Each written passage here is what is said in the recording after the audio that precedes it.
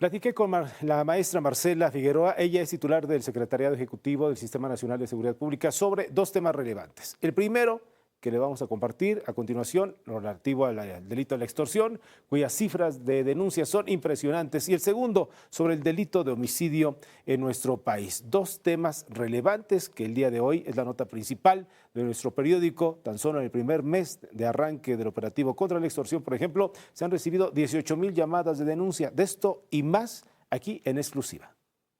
Bien, entremos en materia, maestra, en relación a los datos que se han dado recientemente sobre el tratamiento a la delincuencia, los temas de seguridad en el país, la prevención del delito. Muy concretamente llama la atención el dato que se dio sobre el 25.3% en disminución del homicidio, que en los últimos meses o en los últimos años pues era un tema muy relevante y veíamos cómo en vez de reducir esta tendencia iba hacia la alza. Entonces, ¿qué ha ocurrido? ¿En dónde está pasando esto y por qué, maestra? Bueno, en primer lugar, sí hay una reducción de los homicidios dolosos desde el año 2021. Se empieza a ver una reducción ya constante. En el año 2020 hay como una contención, ¿no?, a este aumento en el número de homicidios, y a partir de ese momento hay reducciones, aunque no tan significativas como las que vemos en los últimos 10 meses. Realmente de septiembre de 2024 a julio de 2025, hay una reducción de 25.3% en el promedio diario de homicidios dolosos. En septiembre, que es cuando inicia la administración, o digamos así toma la administración la doctora Claudia Sheinbaum, teníamos un promedio diario de homicidios en el país de 86.9 y cerramos julio de 2025 con un promedio de 64.9 homicidios. Esto es 22 homicidios menos al día de los que ocurrían hace 10 meses. Entonces sí es una reducción muy significativa en lo que va de la administración, y comparando también, ¿no?, periodos similares, es decir, si vemos la serie histórica de los meses de julio de los últimos 10 años, julio de 2025 también es el julio más bajo desde el 2015. Entonces, digamos que en todas las comparaciones que podemos hacer en temas, ¿no?, de estadística, de datos de incidencia delictiva, pues vemos una disminución. De acuerdo. Hay estados emblemáticos, Guanajuato, por ejemplo, ¿no? ¿Qué ocurrió ahí y qué ha pasado para tener estos resultados? Claro. Eso también es muy importante de mencionar. Los resultados de la estrategia no son producto de la coincidencia o del azar. Hay una estrategia que encabeza el gobierno federal en esta materia. Son 4 ejes que tiene la estrategia de seguridad. El primero es la atención a las causas, que desde el expresidente López Obrador pues, se ha impulsado mucho. Es una visión de que no va a servir de nada, ¿no?, los esfuerzos que hagamos en materia operativa, policial, de procuración de justicia, si no tenemos, ¿no?, otras condiciones que tienen más que ver con justicia social. El segundo es la consolidación de la Guardia Nacional a nivel federal, pero en los estados esto se traduce también en una consolidación en sus instituciones, tanto policiales como de procuración de justicia. El tercero es inteligencia e investigación, y el cuarto es la coordinación. Y la coordinación no solo es entre las instituciones que conforman el Gabinete de Seguridad, sino entre el Gabinete de Seguridad con las entidades. Ahora, específicamente justo a lo que dices, ¿qué sucedió en Guanajuato? Pues tampoco es casualidad. Guanajuato era un estado que se mantenía en primer lugar en número de homicidios dolosos desde hace años.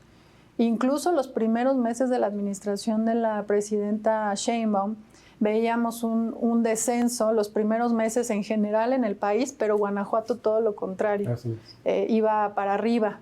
Cada mes subía la incidencia en Guanajuato. Precisamente, ¿no?, con un enfoque en inteligencia e investigación, se empezaron a trabajar, ¿no? Identificación de objetivos generadores de violencia. Eso es muy importante.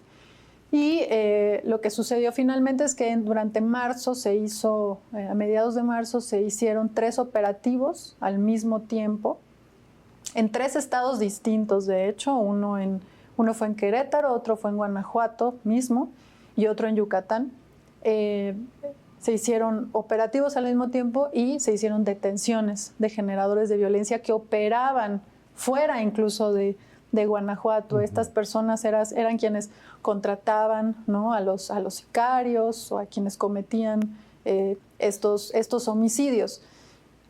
Casi inmediatamente, no digo casi, de hecho inmediatamente, al día siguiente que estas detenciones se llevaron a cabo, los homicidios bajaron a la mitad. Teníamos días de Guanajuato que registraba 18 homicidios. Sí, es una cosa brutal. 15, llegamos hasta 20, 22 homicidios diarios.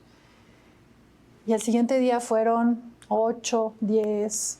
Decíamos, bueno, siguen siendo muchísimos. Pero eso es derivado de las detenciones. Pero claro, detienes a quienes generan la violencia. Generan la violencia. A veces ni siquiera quienes la cometen, pero son los que la generan. Sí, sí. Porque son quienes, ¿no? Contratan a quienes. La pagan, contratan, hacen la logística. Así es. Entonces, se hace esta detención y hemos visto ya en estos de marzo a julio una disminución del 60% en el número de homicidios que ocurren en la entidad. Guanajuato ya en julio no fue el estado con mayor número de homicidios, de hecho ya quedó en tercer lugar, lo cual, insisto, pues no pasaba desde hacía muchos años. Ahora, si volteamos a ver las 7 entidades federativas que siguen concentrando, según hasta donde sabemos, el 50% de los delitos de alto impacto, la pregunta que surge entonces, maestra, es: ¿la estrategia hay que apretarla? Claro. ¿Hay que reforzarla para que se tenga estas tendencias en Guanajuato, Chihuahua, Sinaloa, Baja California, Estado de México, Guerrero, Jalisco? Sí, y de hecho prácticamente en todos estos estados ha habido una disminución muy importante, en unos menos que otros, pero Estado de México es otra entidad que ha disminuido de forma muy importante. Baja California también. Siempre eran Guanajuato, Estado de México, Baja California. Eran los 3 primeros lugares. Y ahora ya los vemos, siguen siendo dentro de los 7 con mayor número de homicidios del país, pero incluso ya los vemos, no están en los 3 primeros lugares ninguno de esos 3 estados. Ya está más diluido, digamos, el número de homicidios entre el resto de las entidades. Ya no concentran esas 3 entidades los homicidios que ocurren en el país. Las 3 entidades han tenido disminuciones muy importantes y prácticamente las 7. Siempre resaltamos esas 7 porque también para informar, ¿no? A veces se piensa, ¿no? Cuando hay desinformación o incluso desde otros lugares, ¿no? Que la violencia está en todo el país y es generalizada y en todos lados pasa igual. Y como vemos justo con los datos y esta concentración de los homicidios, pues es todo lo contrario. Ok, de acuerdo. Entremos al área de la extorsión. Se menciona que hay un aumento del 25.4% de este delito en el país, un aumento de ese tamaño. ¿Cómo lo podemos dimensionar o entender? Claro. ¿Que hay más extorsión en el país o hay más denuncia de este delito en el país, maestro? Yo creo que está habiendo cada vez más denuncia porque va habiendo también más confianza, ¿no? de la ciudadanía para denunciarlo. La extorsión es un delito muy difícil de medir con los datos que al menos teníamos con carpetas de investigación iniciadas, que son las que informamos, porque la mayoría de la gente no denuncia este delito por miedo, ¿no? Porque siente mucha intimidación de que pueda sucederle algo, y es totalmente entendible.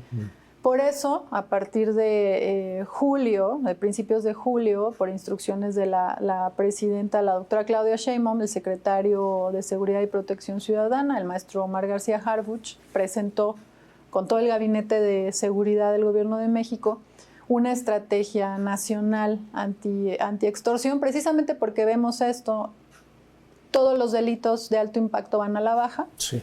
Veíamos menos el de extorsión, aunque se denuncia poco, pero quiere decir algo, eso nos está indicando, y además, digo, es prácticamente todos o nos ha pasado o conocemos a alguien que han querido extorsionarlo, sobre todo por vía telefónica. De alguna u otra forma. De alguna u otra forma, a veces no te das cuenta enseguida, bloqueas el número, pero a veces ni lo reportas. Entonces, nos parecía muy importante y fue eso, una instrucción de la presidenta que se planteara una estrategia nacional.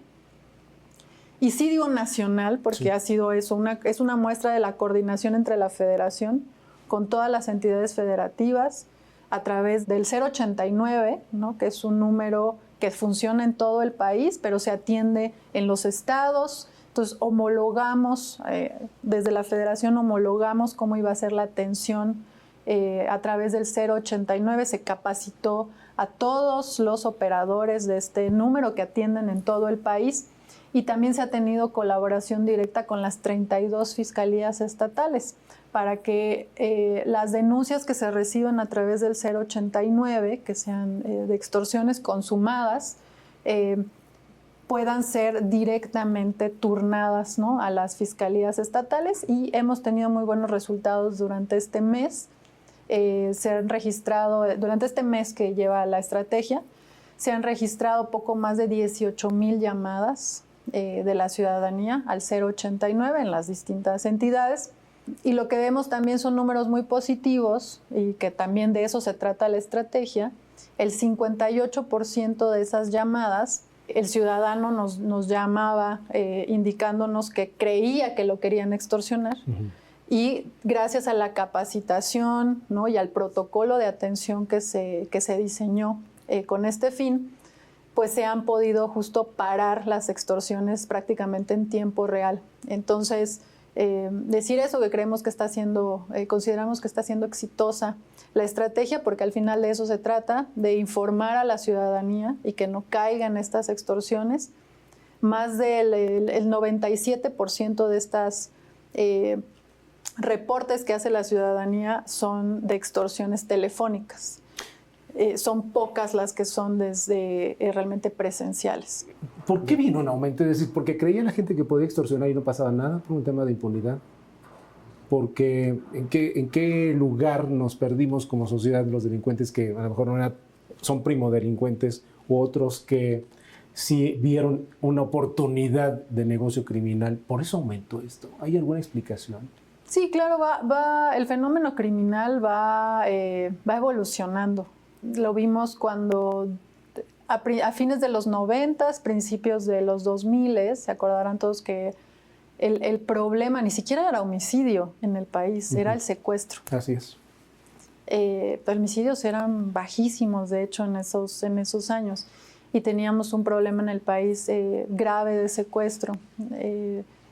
Gracias a que hubo reformas legales, se profesionalizaron unidades en policía, en fiscalía, que siguen existiendo de hecho ahora, y que de hecho muchos mandos actuales vienen, ¿no?, de esa formación, de que hubo mucho énfasis en profesionalizar para acabar con este delito. Ahora el delito de secuestro es mínimo en el país, ¿no?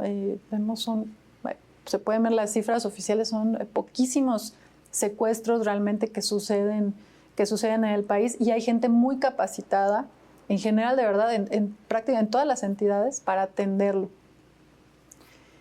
Pero esto hace, ¿no?, que se vaya modificando. ¿Qué hacen esas personas, ¿no?, que antes secuestraban, ya no pueden secuestrar? Pues porque hay todo un fortalecimiento institucional para que eso no suceda, institucional y legal, por supuesto, para que eso no suceda. Y pues va cambiando el fenómeno criminal. Cuando estoy segura que vamos a tener muy buenos resultados con la Estrategia Nacional de Antiextorsión, y en el futuro surgirán nuevos delitos, ¿no? Antes no teníamos delitos cibernéticos, claro, ¿no? Ahora tenemos. En fin, el delito va evolucionando, pero como autoridades pues tenemos que estar listas para evolucionar con él. atenderlo, por supuesto. Claro. Por último, ahora sí de nuestra parte, maestra Marcela Figueroa, sobre las proyecciones y metas de la actual administración para el cierre de 2025-2026, tomando en cuenta estas tendencias. ¿Cómo lo ven? Y con las posibilidades de que todo el mundo haga su trabajo, no solamente en lo federal, que siga funcionando la coordinación con los gobiernos de los estados. Bueno, decir una cifra es muy complicado, hasta irresponsable, ¿no?, de nuestra parte. Realmente ahí no diría. La verdad es que en estos 10 meses ha habido muy buena coordinación. Por supuesto, hay siempre entidades con las que no solo se trabaja más, sino que estamos focalizados, ¿no?, de trabajar más. Son los casos, pues, obvios, ¿no? Sinaloa, decíamos Estado de México, porque es donde se concentran, ¿no? Se concentraban Guanajuato, Tabasco, ¿no? Que también Tabasco es muy importante la disminución que ha mostrado, Guerrero, no que los otros no, pero hay lugares, ¿no? Yucatán, que suceden 1 o 2 homicidios al mes, pues no tendría caso que la estrategia se abocara a Yucatán. La verdad es que hemos visto muy buena coordinación y voluntad por parte de los gobiernos estatales en esta coordinación y colaboración con el gobierno federal, porque al final de cuentas, pues prácticamente el 96% de los delitos que ocurren en el país son del fuero local. Y por supuesto que la federación tiene que entrarle y tiene mucha responsabilidad al respecto, pero finalmente estos delitos se procesan desde las policías y las fiscalías locales. Entonces, eso también es un enorme reto que tiene no solo la estrategia, el gobierno federal, y sobre todo los gobiernos locales, ¿no?, de seguir fortaleciendo a sus instituciones. Esto fue lo que nos comentó la encargada del Secretariado en materia de seguridad, las tendencias, los porcentajes y también los delitos que se están combatiendo en materia federal y también en coordinación con los gobiernos municipales y estatales.